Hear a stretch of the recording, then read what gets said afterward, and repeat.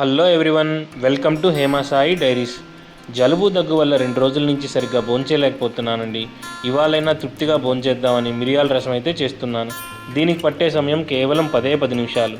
ఈ రసం అన్నంలోకే కాకుండా డైరెక్ట్గా సూప్ లాగా కూడా తీసుకోవచ్చు. గొంతుకు ఎంతో హాయిని ఇస్తుంది. ముందుగా ఒక బౌల్లో చిన్న నిమ్మకాయ సైజ్ అంత చింతపండు తీసుకుని 2 నిమిషాలు నానబెట్టుకోవాలి. ఇప్పుడు ఒక స్పూన్ జీలకర్ర, ఒక స్పూన్ మిరియాలు, అలాగే ఒక 10 వెల్లుల్లి రెబ్బలు తీసుకుని కచ్చా పచ్చాగా దంచుకుని పక్కన పెట్టుకోవాలి.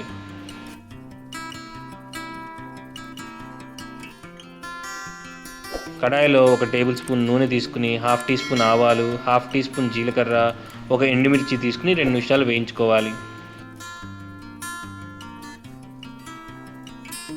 ఇప్పుడు రెమ్మ కరివేపాకు కూడా వేసుకుని వేయించుకోవాలి. చిటికెడు ఇంగు కూడా వేసుకుని ఈ పోపంతా బాగా వేగిన తర్వాత ఒక పెద్ద పండు టమోటా ముక్కలు వేసుకుని చిటికెడు పసుపు, కాస్త ఉప్పు వేసుకుని ఈ టమోటా ముక్కలు మెత్తబడేంత వరకు మగ్గించుకోవాలి. ఈ టమోటా ముక్కలు మగ్గాక మనం ముందుగా నానబెట్టుకున్న చింతపండు రసం, అలాగే ఒక 1/2 లీటర్ వాటర్ యాడ్ చేసుకుని మనం దంచి పెట్టుకున్న పేస్ట్ కూడా వేసుకుని బాగా మరగనిచ్చుకోవాలి. అలాగే సాల్ట్ ఒకసారి చెక్ చేసుకుని సరిపోకపోతే కొద్దిగా యాడ్ చేసుకుని గుప్పెడు కొత్తిమీర కూడా వేసుకుని మరిగించుకోవాలి. గుర్తుంచుకోండి, ఈ రసం ఎంత మరిగితే అంత రుచినిస్తుంది.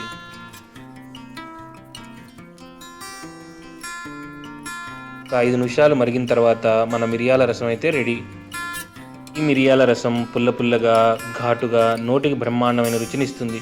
మీరు కూడా ఒకసారి డెఫినెట్గా ట్రై చేయండి. అలాగే ఇలాంటి మంచి రెసిపీస్ కోసం ఛానల్ని సబ్స్క్రైబ్ చేయటం మర్చిపోవద్దు.